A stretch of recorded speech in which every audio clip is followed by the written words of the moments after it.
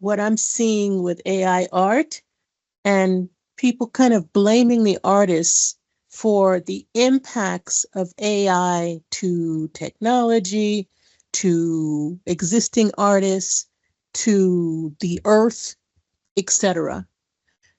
In other words, does the AI remove the artist element from the equation? And in that, I'm going to share with you some of my designs because I have been an artist for many years, since childhood. I do card designs. If you're following this channel, you have seen hundreds of videos of me making cards and journals and just talking about inspiration and art. Because I don't care what tool you're using, none of us are actually creating in a vacuum. We are all inspired by everything around us. So here's my key message, right? We as artists use many tools and mediums to create unique projects that reflect our vision.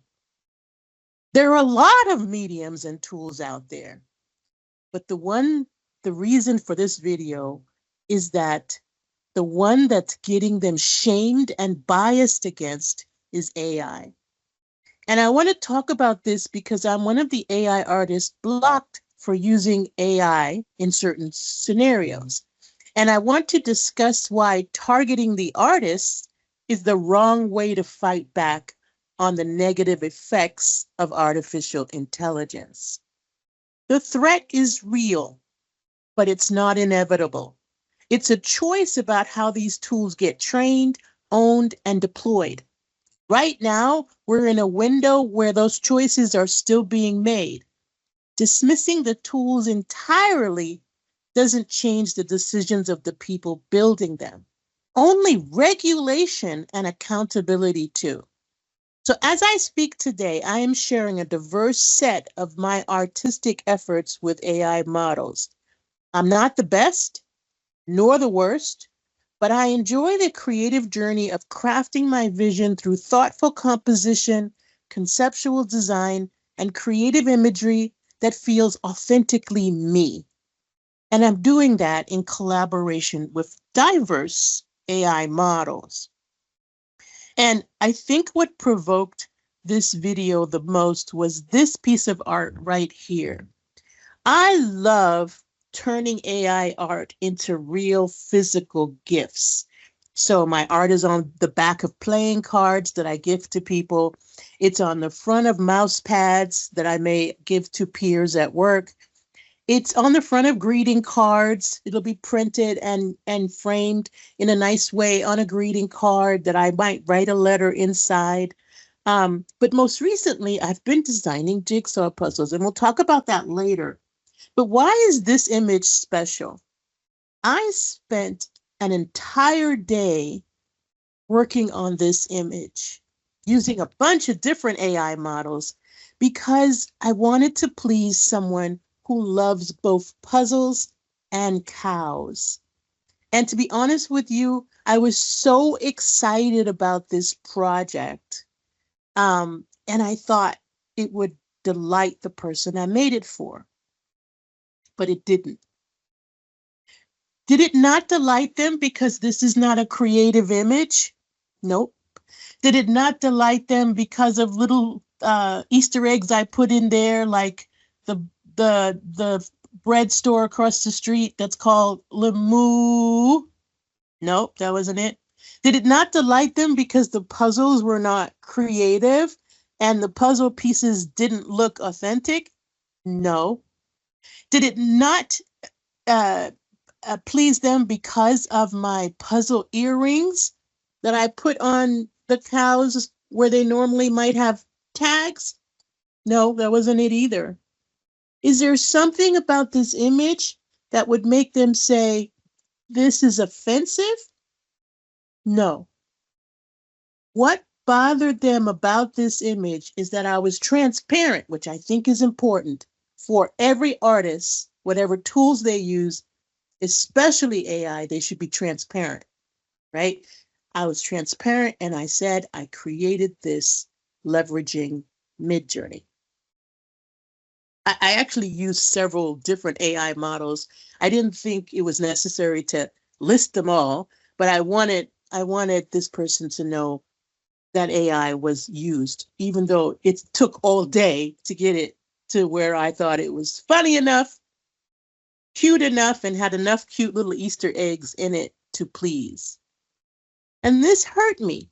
It hurt me that the reason my invention, because I'm thinking, I'm creating, I'm composing, I'm thinking about the topics, and I'm bringing them together in an artistic way. And if I could draw this image, I would.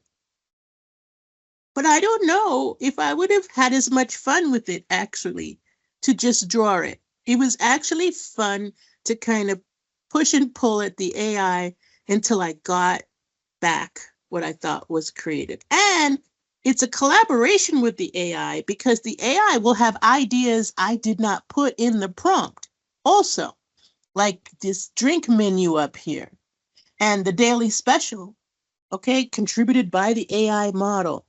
And so it's a collaboration of work. But I just wanted to say this was a pivoting point for me because I don't think I've ever been completely rejected only because of using AI. Another event I want to tell you about, and if you follow this channel, you may have seen my video called Beautiful Hallucination, how AI imagines the impossible. And here I partnered with ChatGPT to write these impossible prompts, like a building designed for an alien that lives off of light and texture. You know what I mean? These kind of prompts that literally you have to hallucinate because they're impossible.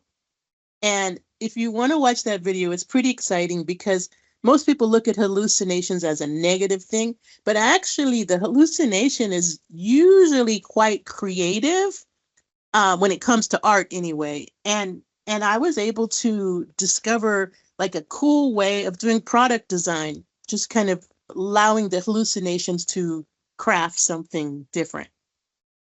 I also like to use it for fan art, and this is fan art on my hobbies.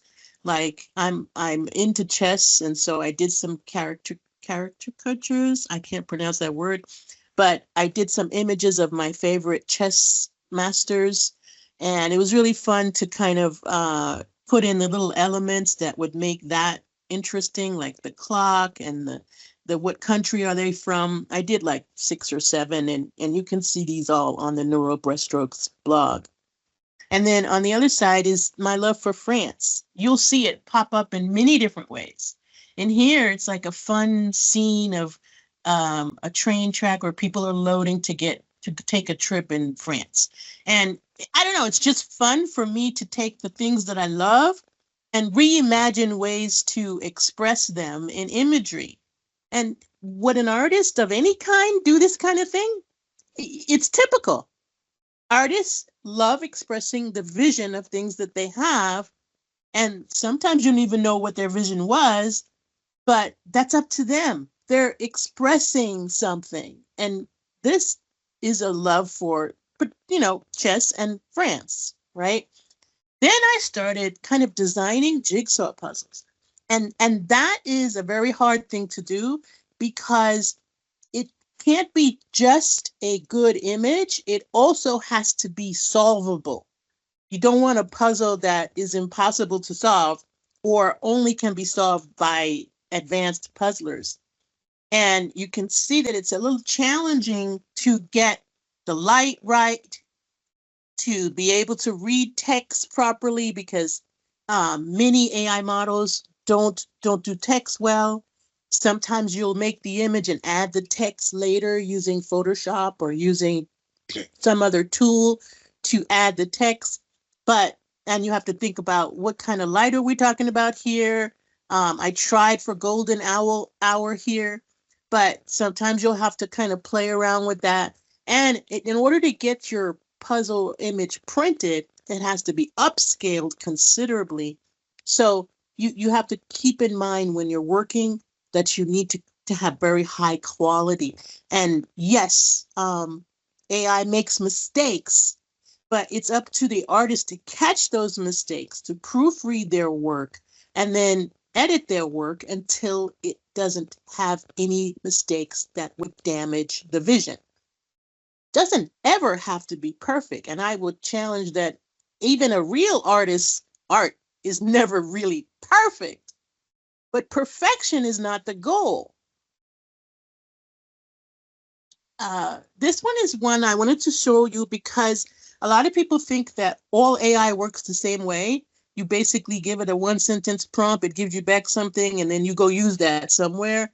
That's more accurately called clip art than art, okay? In this case, you'll notice as you start working with AI that the different models have different capabilities, all right? Here, I was doing a watercolor styled image of a very old game, Solitaire, okay?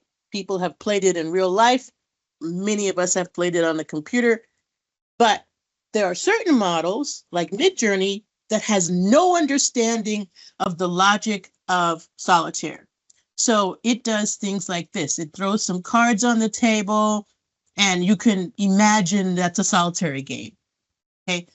But this one is done on a model that was much more aware of the intricacies of solitary, the black, red, and the number structure. And however, again, it's not perfect in that maybe these cards are a little bit thin on the bottom and the ones at the top are thicker, you know, as far as width. But again, I don't know whoever said that a piece of art, the target is perfection. It never has been. It never will be. It's about vision, composition, messaging, storytelling. It's not about perfection. And then you can use art for teaching. Like now the models are so intelligent that you could ask for an infographic, right? Or a diagram that you could use as a teaching tool. And here I've kind of combined a game with teaching. The game we were playing was let's design an alien that would live on Mars. So the game part is aliens on Mars because no such thing. But if you're designing an alien for Mars, you need to put the constraint that it can live there based on the atmospheric components of Mars, the gravity, the radiation. So we actually told the AI, we need you to design this creature so that it feasibly could live on Mars, and there has to be scientific evidence of that. And so that constraint freed us from having to know all the parameters because, yes, the AI does know the components of Mars and what life would need to be able to handle. And so it could generate this fake alien with real constraints. And the learning is in the real constraints. The next thing I love doing is fantasy. It's nothing wrong with just playing. Let's just play a little bit today. You know, we work, but how about we play every now and then, right? And artistic creativity is a form of play for me. It is a way of breathing. Like I can just breathe. There's nobody over my shoulder telling me what's right and what's wrong. On the left side here, I've created a software engineer in the cyberpunk world. Will we have software engineers that are dragons in the cyberpunk future ahead of us? I have no idea. I don't even know if there's a future of cyberpunk ahead of us, but who cared? I wanted to create that image that expressed that vision of what I know today as software engineers, but then putting them in a dragon's body and kind of imagining what they might be doing in cyberpunk, right? The one on the right is I always forget what they're called because I'm not really into them. What are the people who die get called? They die and then they come back and they attack us. I can't remember. The word is out of my head, but I'm sure you know what I mean. So these dead people who come back and attack us, and a lot of games are based on this principle where you're shooting and killing these things. I made one that's female, that's living her best life.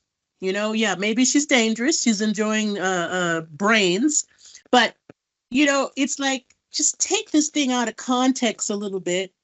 And did the AI just do that for me? Okay, you crazy if you think that. You have to manipulate your prompts. You have to work with multiple agents. This particular one, I actually used two different AI models to finish that particular image. So is there a human element to my art? Most definitely. And if you think AI is kicking these things out all by itself, then you've got a bad impression of what AI is able to do. All right. So here, I also love cultural expression. I'm a Black woman. I'm a Black woman who believes that we should be seen in art. We should be seen in entertainment. So how can I kind of share that in my images? This little girl on the left, she's just me at like 5 or 6 years old. And how many of us as Black young children in my time had that same exact hairstyle, right? That same exact hairstyle. Now, here's what's interesting. When you start getting into cultural expression with AI, you realize very quickly that the bias in the model is evident. There is bias in the model. And so you've got to counteract those biases. You have to work with different textures. You have to specify things. And it's like, it's not going to pop out culturally accurate. I had a situation where one model, I won't mention the name, was actually giving me very, I would say, ancient images of Black children in poor people's clothing, as if Black children are poor most of the time. And maybe that came from Natural Geographic images, about, things in the past, or poverty-stricken nations. I don't know, but it was obvious that that was the model. I could not get modern clothing out of that model. I had to kind of specify, here's what I need, and I had to give specifics on color, on texture, in order to get beyond that. So what I'm telling you is that this is not, you press a button and stuff comes out beautiful. If you're an artist, no matter what tool you're using that tool in a way that it gets you what your vision is after. The tool itself is not going to jump onto the canvas and do exactly what you're imagining in any event. And this is the human part of AI art. Now, I can even talk about the news in cartoons. And the beautiful thing about talking about the news in cartoons is this kind of softens the blow of the continual stream of news that can really affect your wellness after a while. No matter what party you might be in and stuff like that, it can really affect your wellness to constantly be seeing a stream of information that seems, I don't know, frustrating. And so by creating these cartoons, it's my way of kind of like talking about the news without talking about the news. And if you look at my blog, you'll notice that text is a minimal part of each post. The post is really about the images, and I try to keep the text to a minimum because the images really do speak for themselves. And they help me speak in a way that I feel safe speaking.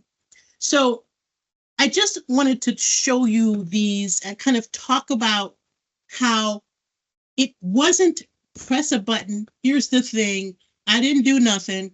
I never wanted to steal any art from anybody. All I wanted to do was to express my vision as any artist would like to do. And so I just want to leave you with the thought of, how do we counteract the negative pieces, right? the pieces like the data centers, the pieces like the privacy, the pieces like the possible AI surveillance on people, the pieces where some people lose jobs, right? This is not by attacking the artists. This is through regulation and accountability with those who own these products. And it's giving them feedback that's going to make a difference and getting involved, not by shaming artists who are just trying to use a new tool. They're not trying to steal from anybody, okay? They're inspired by the world around them. They like the fact that the AI has been inspired as well by many different things. But I'm telling you, these AI models don't spit out people's art in front of your face. They're inspired by it through the training. Just like we're all, I don't care if you're painting with a brush on a canvas, you are inspired by something somewhere, maybe even another artist. Is it wrong for you to paint that painting thinking of Monet? Keep in mind who's responsible. Don't blame the wrong people, is what I'm asking. Thank you for listening to this video.